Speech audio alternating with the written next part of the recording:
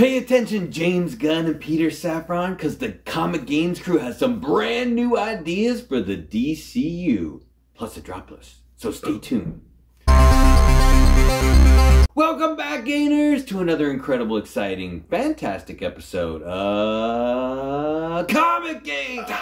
If you're new to the show, I'm Adam. I'm Zach, and this is Princess Royal Highness, looking very lovely today, just like usual. Doing the princess wave, you do it too. Bow down in respect, and of course, there's a Coco dog. She made it. Comic Coco in the house. She getting ready for spring, as well are we all. As well we should be. All right, guys. Today is Monday, and the ComicGains crew is back with a brand new drop list. We do this every week because it's awesome and exciting. We get together, we scour the internet for trending lists, hot lists, any kind of speculatory list. Has to be 1 year ago. We figure out the reason why it was hot, and now we fast forward to today, give you those drop prices, and maybe a reason why you should take a second look, or what, Zach? Never look at it again. Yeah, sometimes that happens. And these lists tend to lead us down these interesting roads, which we have stumbled upon a very good idea for a new project that DCU should be thinking about. Absolutely. So, yeah, make sure to forward this to the heads of Warner Brothers so they can get this rolling, get the ball rolling on this. And make sure to pay us our cut, the devil's cut. The devil's cut. All right, speaking of cuts. It makes me thirsty talking about all this speculation and gains and movie clips. So I got here a sparkling ice Starburst strawberry. The official drink of ComicGains. Yep. No, yeah, that's Gain laundry detergent. Yeah. The official laundry detergent of ComicGains. Don't you want your clothes to be clean? Get those clean Gains? Mm-hmm. Yeah. Don't use Tide, use Gains. Use only Gains. Brush your teeth with Gains. How is it? Tastes like a Starburst. Really? Only the pink or all the flavors mixed together? Only the pink. Only the pink. Do they have one for each color? They have 4 of them that I saw right now. They got the lemon, they got the strawberry, they got the raspberry, and they got, I can't remember the last one. The blue? Oh, orange. There is no blue, right? No, it's not blue. Not in the regular orange. flavors. Orange. What's your favorite Starburst, guys? Leave a comment down below. Or if you just hate Starburst. What? I don't think anyone. Who would do? Somebody might. I know Princess prefers High Chews over Starburst, so that's always. They got vitamins. Exactly. You know what else you might prefer? Hanging out with us on Whatnot on Saturdays. Times and dates do change from time to time, but Princess is on most Saturdays, and Adam and Zach will be on monthly. And we have a special show this week on Tuesday on our good friend Gary B, the casual comic book guy. So check us out on there. We're doing a 10-1-1. Just plug in. Come hang out with us. It'll be awesome. We're going to show off some books. All right, let's get in to the gains or the losses, because we're on the drop list. So number 5 on the list, we got Amazing Spider-Man 298. 1988. Todd McFarlane, David Michelini. Woo! Look how good that cover is. Real close. The Princess will give you a nice close-up. First cameo appearance of Venom. This is not disputed. This has always been the cameo. Then 299 gets a little iffy, but 298 has always been the cameo. At the very end, you get to see you have Eddie's hand, and then the black suit kind of creeping over his hand, which gives you that nice little cameo. You know he's gonna be turned into Venom in the next issue, and you know he went there to possibly take his own life at the church. He's kind of a religious guy. Eddie's always been a pretty devout Catholic, and changed his mind at the last second. Just so happens that Peter was also getting rid of the symbiote at the same time and combined with him, and that's how we got our good friend Venom. People tend to think that like 299 is the better book, and maybe they're right, but there's a lot of like equality between the 2 issues. This is also the first appearance of the Life Foundation, and you get the first appearance of Carlton Drake, not that Carlton, the other Carlton, right? No, he's the guy that was able to figure out how to separate the 5 other symbiotes from Venom, which got us separation anxiety and the whole, lethal protectors and all that stuff. So important characters, and don't forget, this is Todd McFarlane's first ever Amazing Spider-Man cover. Nice. So although 299 almost looks identical to 298, I prefer this one a little bit more. It looks a little bit better. Looks a little bit better. Obviously, last year Venom's always been hot, but specifically in recent years, the symbiote itself is almost starting to take off on its own. It's taking a life of its taking on a life of its own, if you will, which I think it's always been. But we got to see basically when Eddie in the Sony universe traveled over to the MCU, he left a little bit of the symbiote behind, and it kind of like creeped over onto it's still alive after he went back over with that incursion that was going on. So there's a lot of people speculating that like in the regular MCU, we might just see the symbiote. We might not even see Eddie. So anything directly connected to just the symbiote has been a little bit more popular as of lately. And yeah, I think this is a fantastic book. It will always be a good book. Don't forget, if you have a newsstand, preferably in high grade, usually a mid-grade newsstand won't do much for you. On this book, it's similar in price, but a 9.8 newsstand will probably get you a little bit extra cheddar cheese, right? Mm-hmm. More importantly, how far has this book dropped? And has it dropped in all grades? So people were swinging around willy-nilly a year ago. It was willy-nilly because prices in the higher grades did not drop, actually. But in a 9.4 it did. 9.8, people are after the 9.8. There's only a 971 9.8s in there. And that's crazy because there's over 10,000 total graded. So 9.8's going hard. 9.6's just barely went up. 9.4's a little bit more attainable grade. Yeah, easier to get affordable grade. A little easier to get it. So the price actually for that one dropped a little bit. So prices a year ago was $150. Now dropped 10% to $135.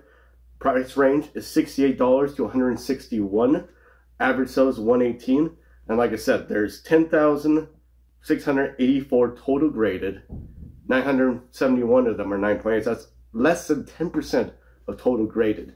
So it makes sense that the 9.8 actually increased because it's so hard to find one for a decent price. I don't think I've seen too many in real life, too many 9.8s. That makes a lot of sense. Yeah, people are hoarding this book. It's a fantastic book, along with, I've seen more issue 300s, and I'm probably like only one maybe 9.8 of the 298. So it's kind of crazy. It's like people never really sell this book. It's something crazy to think about. I think right now getting a 9.4 is probably what you would want to do. I mean, buying the book in a higher grade, it's kind of like, for this book in particular, a 9.4 to 9.6 to 9.8, the prices jump just crazily. 9.4, that's a respectable grade for this book, I think. Looks real clean, beautiful book, and checks one off the list. So $135 for a 9.4 is a fantastic price. I would consider, or just get a raw too. Yeah, raws are fantastic too. Seems like a real steady book as well, because obviously it hasn't dropped too much from last year. And in a time we are right now where books are dropping like flies, that seems to be a little bit of a safe investment. So definitely could go up in the near future. All right, book number 4 on the list, we got Punisher 218, 2018, Clayton Crane, Matthew Rosenberg. Y'all remember this book, right? This was really popular last year. Probably why it's on the drop list this year. We have the first cameo appearance of Punisher in the War Machine armor. Fantastic cover. Really great book. If you're looking at the timeline for this, issue 219 is the first full appearance of Punisher in the War Machine armor. For some reason, 218 is the more sought after between the two. This whole series runs all the way to 228, issue 228. So, and most of those are all low print runs. So there's plenty of good other keys to grab in there. This book sort of has a very similar feel to the whole Venom Carnage series that came out, also drawn by Clayton Crane. Just for some reason, people weren't buying books around this time, so there's the print count's really low. I don't really think the storyline in this is that incredible. I think it's more like the idea of Punisher and War Machine armor sounds really cool. The covers are obviously awesome, so people want them. It's been an interesting thing. However, way back in 2019 is when we had a bunch of... We've been talking about this Daredevil reboot for a while. It's gone through so many iterations. We had 24-episode TV show called Daredevil Born Again. That got killed. And they had a whole bunch of different stuff happening. Well, way back in 2019, they did an interview with John Barenthal at Boston Comic-Con, and that's where he let it slip that he thought that when he comes back for Daredevil, he will be wearing the War Machine armor. Obviously, with as many rewrites as we've had, I find that very unlikely that that will happen, since, like, I mean, they've changed this show on the daily, it feels like. And the fact that if they're going to stick with how his character originally was portrayed in the original Netflix version of Daredevil, I don't see him teaming up with Tony Stark or War Machine or Rhodes or anybody in the Avengers to even obtain a War Machine armor, because it just doesn't seem like that's what his character would do. Mm-hmm. So I would think, put this book aside. It's a great book. I love the book. I'm glad that I have it, but I don't think it's going to be worth specking on in the future. I doubt this is going to happen anytime soon. Plus, this book only came out in 2018. It's not even that old for it to be, like, it was over $100 raw for a while, and it's barely old at all. So if you are going to want to speculate on this book, a couple other versions that I would go after would be the super duper rare second print, which homages the Iron Man 282. There's only 1,129 of those that were made. Great book, much better price for. And the photo cover of John Barenthal, the Netflix one, is also a much better one to go after. So still a great book. I just don't see it happening anytime soon, which is probably why it's on the drop list, right, Zach? Exactly. He was suiting up a year ago for a CGC 9.8. Was $175. Now, it turns out he was suing up pajamas, and now it's $142. Range is $114 to $200. Average sells $150. It's a 19% drop. There's only 453 graded, and only 106 are 9.8. Whoa. That's 23% of total graded. So with those numbers, that brings a lot of interesting factors to it. I think, honestly, you probably do want the other variants, either one of those two, because they're so much more limited than cover A. But cover A is it has like iconic feel to it. You can see that from a distance. That's always how I look at a book. If it has that at least iconic look, you see it from the back wall over there. Oh yeah, that's a Punisher 218. Mm-hmm. It does have that iconic feel, so it has that going for it. The one thing, like Adam said, that kind of doesn't have going for it is, when are they going to use this character, this iteration of this character? It's going to be a long time, but for this price, $142 for 9.8, like Adam said, it was going raw for about $100 at one point. So that's how many people were interested for in this a new book too. Yeah, and Zach makes a good point on the ratio, because I think between the three of us, we've owned at least 4 or 5 copies of this book, and every single one was damaged. Yeah, in some way, shape, or form that looks like it was manufactured damage. Mm-hmm. Not like, no, we're not talking like dog ears or anything like that, but some kind of weird color rubs or weird color printing down the middle. So something's wrong with the printing on this book, because we have not even seen anything close to what would be a 9.8. Yeah, wasn't there like a weird fading of them? Yeah, that was so strange. Yeah. So strange for that book. Yeah, I would consider getting this book at this price. I would consider it. Yeah. It definitely said it's iconic cover. And you don't always have to speculate on movies or TV shows either. If you just like the book for liking it, just get it for that reason. Who cares? You know? Like I said, spec potential for this character, yeah, it's going to be a long wait. I think so. I think so as well. All right, number 3 on the list. We got to travel back in time for this one. 1971, Forever People. Number 1. We have Jack Kirby goodness. Drawn and written by King Kirby on this one. Pretty exciting.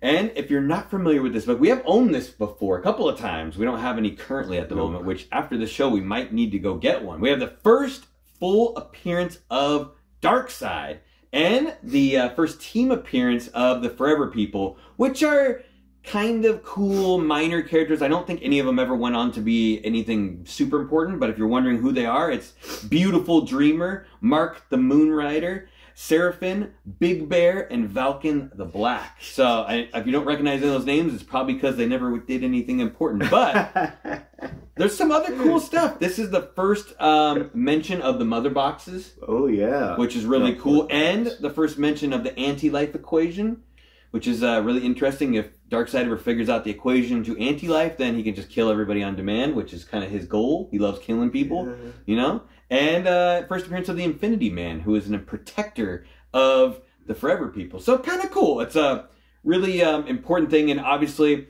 with all the James Gunn spec for the DCU, we talk about that a lot. people really want to see Darkseid again. And I agree. I think he's a fantastic villain. He definitely has those Thanos vibes. Obviously, Thanos is a copy of Darkseid, so to speak, basically. Yeah, but the way Marvel always kind of like takes a character that DC's doing good and kind of makes it better. Sorry, Deadpool. You know how that works? Or good for Deadpool. Yeah. But yeah, it's fair. It's a cool idea, and this kind of brings us in. I think our big movie idea is to do something with Darkseid and use the planet. I mean, that we'll get into that. I'll get a little more facts on this, but Zach has a movie pitch. I got a movie pitch, or a TV show pitch. Princess has a movie pitch. She'll tell you right at the end. If you stay to the very end of the show after the credits, you'll hear Princess's movie pitch. But some cool stuff to think about with Darkseid. So, Zach, we just had a major Justice League movie. Who voiced Darkseid? Oh, do you even know? Ask yourself right now, who was the voice of Darkseid in the Zack Snyder cut, or even the regular one? Josh Brolin, maybe? No, you wouldn't even know. It's Ray Porter, a famous audiobook voice. So it's not even like a regular. Which I don't know, Ray Porter. I'm not putting any shade on you. You probably are amazing, but just saying, like, they didn't even like pull in some like big time actor. I mean, you could have used like Michael Ironside, who voiced him in the cartoon, or Weird Al voiced him in Teen Titans Go. So you got some, anything could happen. But there's tons of good books that go along with Darkseid. He kind of brings into this whole world. I think more importantly, the book you want to go after is Superman's pal, Jimmy Olsen, 134. Also 1971. The cameo appearance of Darkseid, worth way, way more. Probably about 4 times the value of Forever People. And it's written by Jack Kirby and drawn by Neil Adams on the cover. So that's even maybe the other one you want to go after. Plus, you got New Gods issue 1, which brings in the whole team, the whole background for the family. You got Orion, the son of Darkseid. You got Highfather, and then his son shows up later, Mr. Miracle, and Mr. Miracle #1, all connected. You got the Mobius chair and New Gods issue 2, which is the second full appearance of Darkseid. First cover. Brings it all together, Big Barda, the whole deal. So Zach's thinking, what's your idea if you were to use Darkseid in a movie or TV show? What should they do? Yeah, so I have an idea. Should I get into the numbers first or tell them my idea? You do the numbers. We'll do the numbers. Yeah, let's do the numbers real quick. It was going on forever, ever, a year ago for a CTC 9.4, $659, which is not a bad price for this book. Now, the Forever Loop has ended at $530.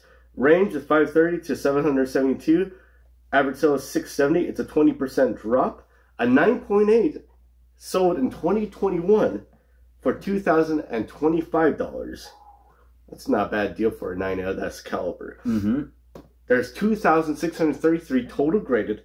Only 72 are 9.8. Wow. So this is $530 for a near mint copy of basically a Silver Age book. 1971, I think is right at the close. End. It's a fantastic price.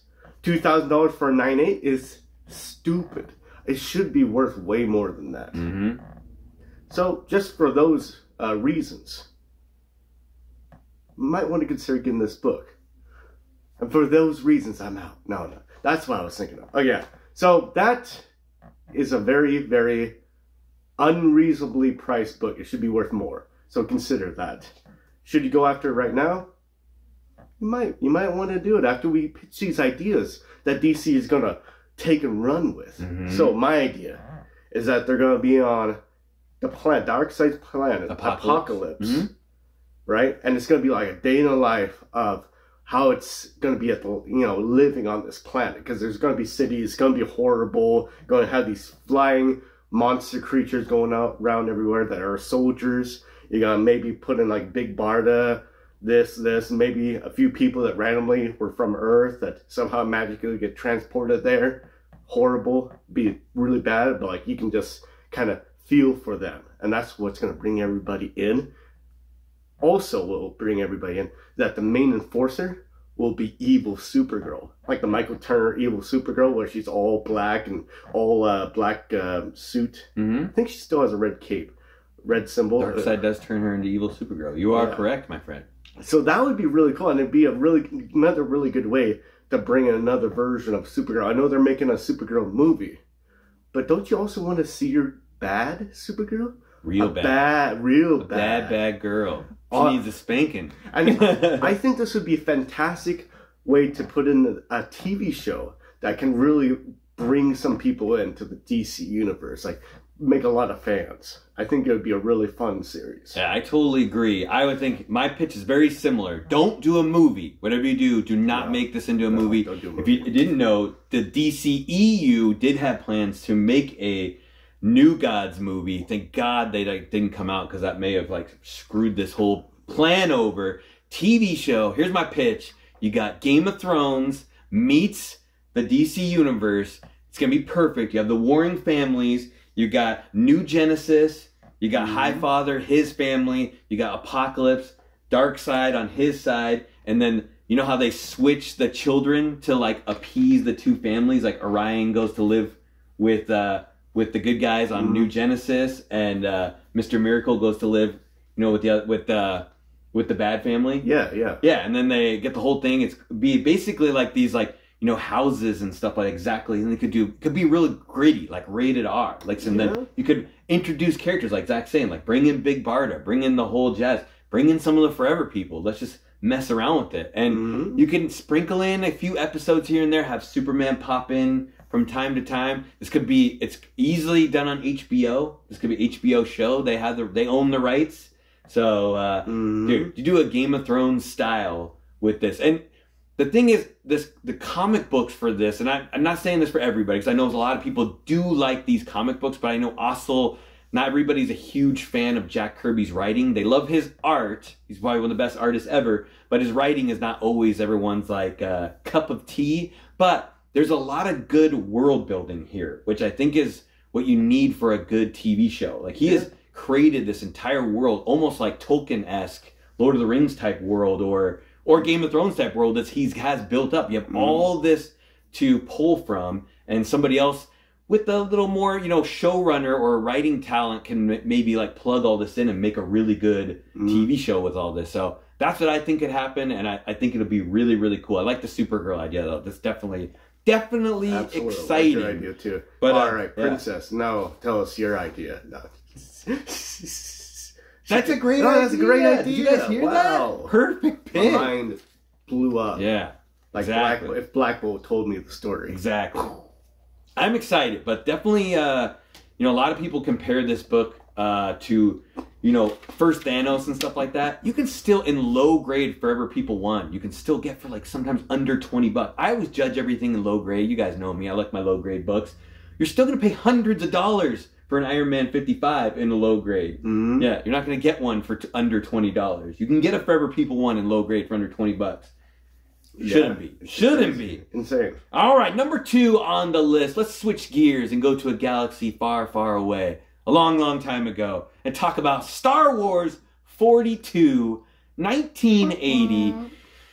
We used to have this book too, didn't we? Yeah. In a 9.6. Yeah, we had this book at one time. Al Williamson and Archie Goodwin, two great creators on this one. First appearance of everyone's favorite bounty hunter, Boba Fett, as well as a whole range of other characters. You got Dengar, Bosk, IG-88, Zuckuss, the whole team. It's actually the same kind of shot that they showed you in Empire Strikes Back, when Vader was hiring all those bounty hunters. Basically all the guys that were right there. You're the most popular, most favorite. It also has a cameo appearance of Darth Sidious as well in this book. Cool. A lot of people forget about that one. Obviously, this book's been hot. Star Wars, the TV shows have been killing it. I think way better than the movies were received. So we did get The Mandalorian, where we got to see Boba Fett come back. We also got a solo book of Boba Fett that we, I think some people liked, some people didn't like. I really enjoyed the show. We got some cool stuff. We got Black Chrysanthemum out of it, so that's probably going to lead to Dr. Aphra, as well as we have to see him like riding a Rancor, killing people. So that's pretty that's dope. cool. My only qualm with it as a big Star Wars fan is like, I don't know how I feel about Boba Fett necessarily being like a good guy. I mean, he was like almost a little too good in the show. You know what I mean? Like almost felt like Din Djarin, like the Mandalorian, was actually more on the, you know, more willing to kill people than Boba Fett was, you know, which kind of threw me off a little bit. It's not a huge negative, but at the same time, like I kind of want him to be that scoundrel bad guy that just kills people on a whim. Yeah. You know, he's like taking care of his Tusken Raider buddies or whatever, which I find that hard to believe, but it could happen. I mean, I guess it could happen.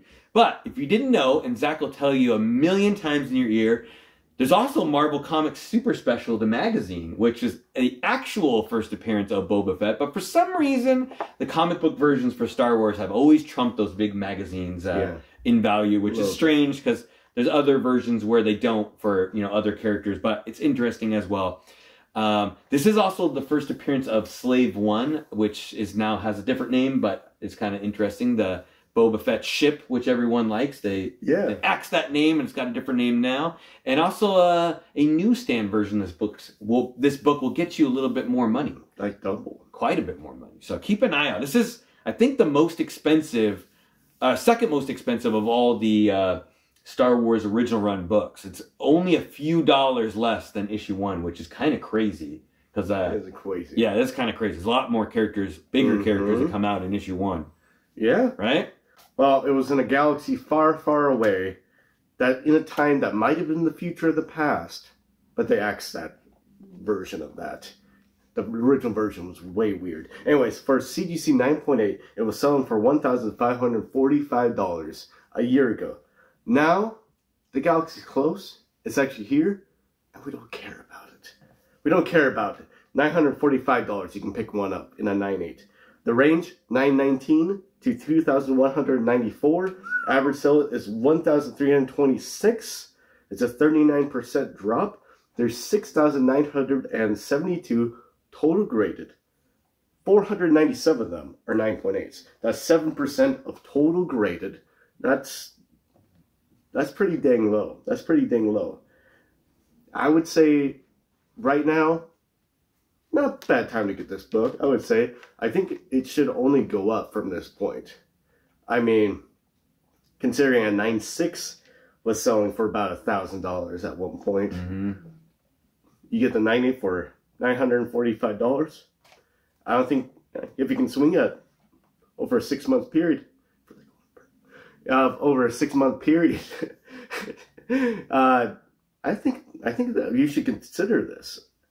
I think you should consider getting this book at that price. I mean, it's a hard to find, beautiful cover, big key Star Wars book that somehow is almost as much as, like Adam said, #1. I mean, that's saying something right there. That's saying something. So also consider going after the magazine, because it's criminally undervalued. And it won't fit in your long box, so unfortunately. We tried. It's not a good idea to try to cramp it in there. Anyways, yeah. Consider this book. Don't cram anything in anywhere. That's never a good idea. The cram. The cram. Yeah, it's almost like there's too much Mandalorians right now. You know, it used to be there was only Boba Fett, so like got brainwashed in the 80s that this is the coolest looking character ever. Now there's like a whole bunch of them. The whole race of them. So yeah, you're like, I don't know, Boba Fett's out. We got Bo-Katan is in. Plus she's got a nicer rear end than Boba Fett, right? Right? Yeah, I agree. All right, guys. If you made it to the end, I'm sorry for the longer video, but it's more exciting this way. We got #1 on the list. We got Venom 9, all the way back in 2018. Donny Cates, Ryan Stegman, putting together the greatest Venom run of all time, in my opinion, but I think in a lot of people's opinion. First appearance of Dylan Brock, the son of Eddie Brock, and couple other people as well. Yeah, Anne Wang, and also the symbiote. The symbiote is partially responsible for the birth of Dylan, which is what makes him special. So he has like kind of actual symbiote DNA built into like his human DNA, which is kind of what has made him special in this series. And it's a good story. Actually, Eddie doesn't realize that Dylan is his son when they first meet. He thinks that he's actually the son of his brother. He actually thinks he's his brother and the son of his father, and he lied to him. And Anne's actually the one that like dropped him off when he was a baby and didn't tell Eddie, so that's why he didn't actually like, he didn't abandon him. He never really knew that he existed. But as they like hang out together and he learns that he's actually his son, he wants to go with him because his dad's kind of a drunken jerk. Oh. Like it beats on Dylan and actually wants Eddie to like get rid of him. So it kind of makes sense that like he goes with him. But anyway, when they go into the future due to the Maker, which I think is a really exciting part of it, it's an alternate future in a multiverse sort of thing. They run into Dylan in the future and he becomes Codex, which he has basically the ability to become a King in Black, a Knoll type character where he can like tell other symbiotes what to do, which is basically what Knoll does. And when he comes back,